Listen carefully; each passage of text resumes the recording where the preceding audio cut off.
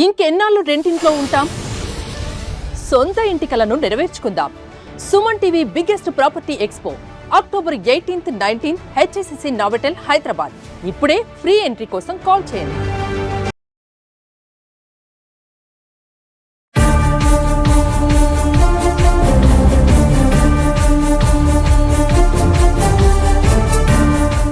నమస్తే, welcome back to Suman TV. Present మనతో పాటు ఉన్నారు ఎనలిస్ట్ మందర కృష్ణారెడ్డి గారు. మరి ఫోన్ మాట్లాడుతూ డ్రైవింగ్ చేస్తున్నారా, చాటింగ్ చేస్తున్నారా, పాటలు వింటూ కూడా డ్రైవింగ్ చేస్తున్నారా? మరి దీనిపైన తెలంగాణ పోలీస్ చాలా సీరియస్ అవుతుంది. ఒకవేళ ఫోన్ మాట్లాడుతూ డ్రైవింగ్ చేస్తే 2 డిమెరిట్ పాయింట్స్ వస్తాయంట. ఇలానే గనక 12 పాయింట్స్ వస్తే మీ లైసెన్స్ ఇక రద్దే. మరి దీనిపైన మరిన్ని వివరాలు సార్తో మాట్లాడదాం. నమస్తే సార్. నమస్తే అమ్మా. సార్, మరి డ్రైవింగ్ ఆల్రెడీ ఎన్ని వీడియోలు చేస్తున్నా, ఎంతమంది చెప్తున్నా, గవర్నమెంట్కి యాక్షన్స్ తీసుకుంటున్నా కూడా ఈ ఫోన్ మాట్లాడుతూ డ్రైవింగ్ చేయడం అనేది కామన్ అయిపోయింది. ఇప్పుడు ఇంకేంటంటే బ్లూటూత్ పెట్టుకొని కూడా పాటలు వింటూ ఫోన్ మాట్లాడుతూ డ్రైవింగ్ చేసేవాళ్ళు మనం చూస్తూనే ఉన్నాం. అంటే ఇంట్లో ఫ్యామిలీ ప్రాబ్లమ్స్ ఏమన్నా కూడా ఆ డ్రైవింగ్ చేస్తూ కూడా అసలు అతను ఫోన్ మాట్లాడుతున్నాడా, పక్కన వాళ్ళతో మాట్లాడుతున్నా కూడా తెలియటం లేదు. మరి ఇప్పుడు తెలంగాణ పోలీస్ దీనిపైన ఎక్కువ సీరియస్ అయింది. అంటే కొత్తగా వచ్చినటువంటి రూల్స్ కానీ, పాయింట్స్ కానీ ఒకసారి వివరాల్లోకి వెళ్తే. తెలంగాణ పోలీస్ తీసుకుంటున్న నిర్ణయం చాలా మంచి నిర్ణయం. కారణం ఏంటంటే ఇవాళ యువత, ముఖ్యంగా యూత్ గురించి చెప్పాలి. ఎందుకంటే పెద్దవాళ్ళు, వయసు పెరిగిన వాళ్ళు చాలా తక్కువ ఇలాంటి గాడ్జెట్స్ ఉపయోగించడం కానీ, దాని మీద మోజు కానీ ఒక 40-50 ఏళ్ళు వయసు దాటిన వాళ్ళకి తక్కువ ఉంటుంది. అసలు లేదని చెప్పలేం కానీ సంఖ్య చాలా తక్కువ ఉంటుంది. కానీ ఇన్ బిట్వీన్ 10-12 ఏళ్ళు, 15 ఏళ్ల నుంచి మొదలు పెడితే 40 ఏళ్ల లోపల ఉండే వాళ్ళకి ఈ మోజు చాలా ఎక్కువ. అంటే ఆ 10 నిమిషాల్లో పావు గంటలో ఏదో పోతుందని. ఎంతసేపు పడుతుంది ట్రావెలింగ్లో? మ్యాక్సిమం పావు గంట, అరగంట, మ్యాక్సిమం గంట టైం పడుతుంది. ఈ గంట టైంలో వాళ్ళకి ఒకవైపున ఫోను, ఎవరైనా వస్తే ఫోన్లో మాట్లాడడం. ఒకసారి ఫోన్ మాట్లాడడం మొదలుపెట్టిన తర్వాత కాన్సన్ట్రేషన్ అంతా ఫోన్ మీదనే ఉంటుంది. చెప్పే మ్యాటర్ ఏదైనా సీరియస్ మ్యాటర్ అయితే మైండ్ మొత్తం అంటే పనిచేస్తుంది. ఏకకాలంలో మెదడు 2 పనులు చేయలేవు. అంటే ఒకదాన్ని పైన వినగలుగుతుంది, ఒకదాన్ని సీరియస్ గా తీసుకోగలుగుతుంది. ఎప్పుడైతే సీరియస్ గా ఒక మ్యాటర్ను మనం తీసుకున్నామో అప్పుడు మెదడు ఆటోమేటిక్ గా పైన మాటలు మాత్రమే, అంటే ట్రాఫిక్ అంతా మనం రెండో భాగంగా తీసుకుంటే అది పై మ్యాటర్ లాగా కనబడుతుంది. పై మ్యాటర్ ఎప్పుడైతే కనబడిందో దాని మీద కాన్సన్ట్రేషన్ తగ్గిపోతుంది. తగ్గిపోయినప్పుడు ఏమవుతుందంటే మనం ఎవరికైనా యాక్సిడెంట్ చేసే అవకాశం ఉంది వెళ్ళి, లేదా ఎవరైనా వచ్చి మనకు యాక్సిడెంట్ చేసే అవకాశం ఉంది. అంటే అవతల వాడు ఎలా ప్రయాణం చేస్తున్నా కూడా మనకు తెలియదు. మనం పూర్తిగా దాని మీదే కాన్సన్ట్రేట్ చేసినప్పుడు అవతల వాడు తప్పు చేసినా మనం కనీసం తప్పుకొని పోయే అవకాశాలు ఉంటాయి. లేకపోతే మనం తప్పు చేస్తున్నా మనం సవరించుకోగలిగే అవకాశాలు ఉంటాయి. కానీ కాన్సన్ట్రేషన్ తప్పినప్పుడు చాలా కష్టంతో కూడుకున్న పని. డ్రంక్ అండ్ డ్రైవ్ ఎంత ప్రమాదకరము. కనీసం డ్రంక్ అండ్ డ్రైవ్ చేసిన వాడైనా డ్రంక్ చేసినప్పుడు మైండ్ ఇటు పోతున్నా కూడా ఆ మైండ్ని పూర్తిగా డ్రైవింగ్ మీద కాన్సన్ట్రేట్ చేసేందుకు ప్రయత్నం చేస్తాడు డ్రంక్ అండ్ డ్రైవ్.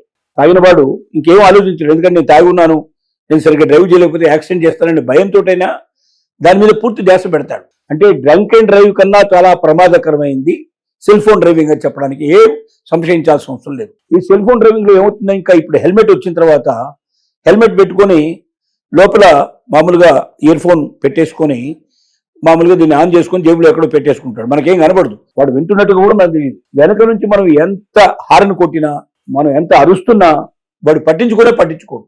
అలాంటప్పుడు ఏమవుతుందంటే స్లోగా వెళ్తూ ఉంటాడు. అవతల మనం స్పీడ్గా వెళ్లాల్సిన అవసరం ఉంటుంది, వెళ్ళే అవకాశం ఉంటుంది అక్కడ. కానీ ముందు వాడు తప్పుకుంటే తప్ప మనం వెళ్ళడానికి అవకాశం లేని పరిస్థితి ఏర్పడుతుంది. తను ముందుకెళ్ళడు, ఎయిట్ వాళ్ళని ముందుకు వెళ్ళనివ్వడు. ఇది చాలా ఘోరమైన విషయం. ఇలాంటి సందర్భాలు కొన్ని వందలు జరుగుతూ ఉంటాయి. జరుగుతున్న యాక్సిడెంట్లో పోల్చి చూసినట్టయితే డ్రంక్ అండ్ డ్రైవ్ యాక్సిడెంట్ల కన్నా కూడా సెల్ ఫోన్ డ్రైవింగ్ వల్ల జరిగేటువంటి యాక్సిడెంట్లు ఎక్కువ కనబడుతున్నాయి. ముఖ్యంగా హైవే మీద వెళ్ళేటప్పుడు కూడా చాలా మంది ఈ పాటలు పెట్టుకొని, లేదా ఫోన్ వస్తే గంటల తరబడి ఫోన్ మాట్లాడుకుంటూ పెడుతూ ఉంటారు. ఇది చాలా ప్రమాదకరమైన విషయం. ఎందుకంటే సార్ నేను కొన్ని చూశాను. ఇప్పుడు ఆటోలో కానీ ఇప్పుడు ఏంటంటే ఈ పాటలు వీడియో వినడమే కాదు, ఎంతమంది వినడమే, ఇప్పుడు ఏంటంటే వీడియో కూడా పెట్టుకుంటున్నారు. వీడియో పెట్టుకొని డ్రైవ్ చేస్తున్నారు. అందులో సీరియల్స్ వస్తున్నాయో, పాటలు వస్తున్నాయో చేసుకుంటూ కూడా డ్రైవ్ చేస్తున్నారు వాళ్ళు. అంటే కాన్సన్ట్రేషన్ అనేది ఎలా ఉంటుంది అసలు? ఎట్టి పరిస్థితుల్లో కాన్సన్ట్రేషన్ ఉండదు. వీడియో పెట్టుకొని చూస్తూ డ్రైవ్ చేయడానికి ఎవ్వరికీ ఏ రకమైన అనుమతి ఉండదు. అలాంటి వాడి మీద పోలీస్ కంప్లైంట్ ఇస్తే పోలీసులు వాడి మీద యాక్షన్ తీసుకోవాలి లెక్క ప్రకారంగా. ఇప్పుడు మీరు కార్లలో కూడా వీడియోలు ఉంటాయి, కానీ ఎక్కడ ఉంటాయి? వెనక వైపులో ఉంటాయి. అంటే బ్యాక్ సైడ్ లో కూర్చున్న వాళ్ళు చూసేందుకు అవకాశం ఉంటుంది తప్ప ఫ్రంట్ లో ఉండేవాడికి ఉండదు. ఏమైనా వినడానికి ఏమైనా ఉంటే శబ్దాలు వినబడతాయి తప్ప అసలు అట్లా ఉండదు, అవకాశం ఉండదు. కానీ ఇక్కడ ఏమవుతుందంటే ఫ్రంట్ లోనే పెట్టుకున్నప్పుడు కాన్సన్ట్రేషన్ పూర్తిగా అటువైపు పోతుంది. ఫ్రాక్షన్ ఆఫ్ సెకండ్ చాలు ఒక యాక్సిడెంట్ జరగడానికి.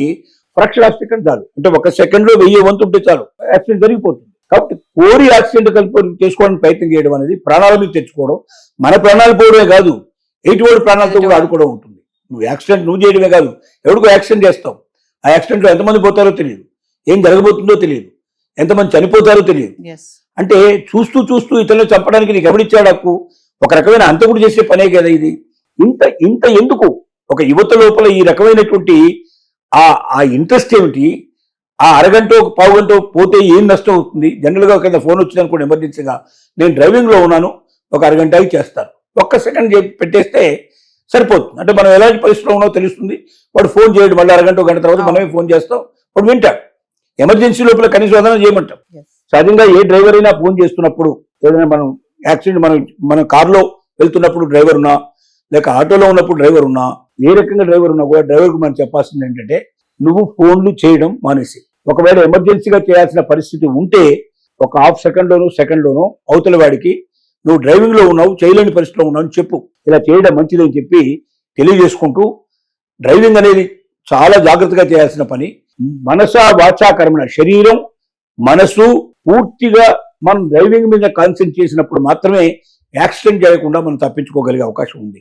అంత చేసినా ఎటువాడు ఎవడన్నా వచ్చి గుద్దితే మనం చేయగలిగేది ఏం లేదు. కానీ మనం మాత్రం ఎవరికి గుద్ది మనంతో మనం ఆ పాయింట్ తీసుకురాకూడదు. దీనికి తెలంగాణ గవర్నమెంట్ ఇప్పుడు చేస్తున్న పని ఏమిటంటే, పోలీసు ఏం చేస్తున్నారంటే, సత్యనారాయణ గారు వచ్చిన తర్వాత తీసుకున్న నిర్ణయం ఏమిటంటే, ఎవరైనా సెల్ ఫోన్ తో డ్రైవింగ్ చేస్తే వాడిని పట్టుకున్నట్టయితే 2 డిమెరిట్ పాయింట్స్ ఇస్తారు. ఇలాంటి డిమెరిట్ పాయింట్స్ 12 దాటితే ఆటోమేటిక్ గా అతని లైసెన్స్ రద్దు చేయబడుతుంది. అతనికి వేరే శిక్షలు, పెనాల్టీలు కూడా వేసే అవకాశాలు ఉంటాయి. తద్వారా ఏమవుతుందంటే, శాశ్వతంగా డ్రైవింగ్ లైసెన్స్ పోగొట్టుకోవడం జరుగుతుంది, శాశ్వతంగా డ్రైవింగ్ చేసే అవకాశం పోగొట్టుకోవడం జరుగుతుంది. అంటే తనకి ఇష్టమైన డ్రైవింగ్ ని, తనకు అవసరమైన డ్రైవింగ్ ని తను పోగొట్టుకుని ఇతరుల మీద ఆధారపడాల్సిన పరిస్థితులు ఏర్పడతాయి. అలాంటి పరిస్థితి తెచ్చుకోకుండా ఇక యువత అంతా కూడా మేల్కోవడం జరిగింది. ఇదొక మంచిది. 12 పాయింట్లు కూడా పెట్టకూడదు. నన్ను అడిగితే నేను సత్యనారాయణ గారిని రిక్వెస్ట్ చేస్తున్నానంటే, ఆ పాయింట్స్ ని తగ్గించి ఇంకా తొందరగా యువతలో మేల్కొల్పొచ్చేటట్టుగా చేసినట్టయితే వాళ్ళ ద్వారా జరిగే యాక్సిడెంట్ తగ్గిపోతాయి, వాళ్ళకు జరిగే యాక్సిడెంట్ కూడా తగ్గిపోతాయి. ఇది ఒక రకంగా సమాజానికి మేలు జరుగుతుందని మనం ఆశిద్దాం. ఎందుకంటే రీసెంట్ గా ఒక న్యూస్ చూసాను నేను. వాళ్ళ అబ్బాయి బండి కొనమని గొడవ చేస్తుంటే అప్పు చేసి బండి కొన్నాడంట, ₹1,00,000 2 లక్షలు పెట్టి.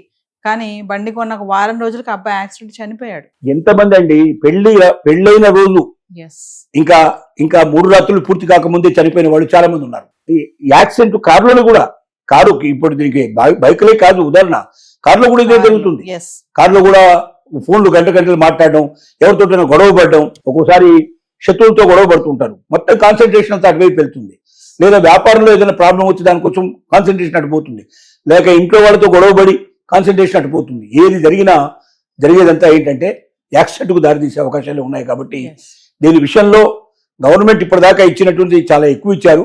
తొందరలో దాన్ని ఇంకా తగ్గించేసి 2-3 సార్లు ఒకవేళ అలా పట్టుబడ్డట్టయితే 4సారికి లైసెన్స్ రద్దు చేసేటువంటి భయం కలిగితే తప్ప యువతలో మార్పు రాదు. మీరు 12 సార్లు ఇచ్చారు కదా, ఏముందిలే ఇంకా చాలా ఉన్నాయి, ఇంకా ఉన్నాయని చెప్పి లెక్క పెట్టుకుని నిర్లక్ష్యంగా వ్యవహరించే అవకాశాలు కూడా ఉన్నాయి. అయితే ఇది ఇప్పుడు మొదట్లో బిగినింగ్ కాబట్టి కొంతకాలం చూసిన తర్వాత బహుశా పోలీస్ డిపార్ట్మెంట్ ఆలోచనకు వస్తారని నేను ఆశిస్తున్నాను. Thank you sir.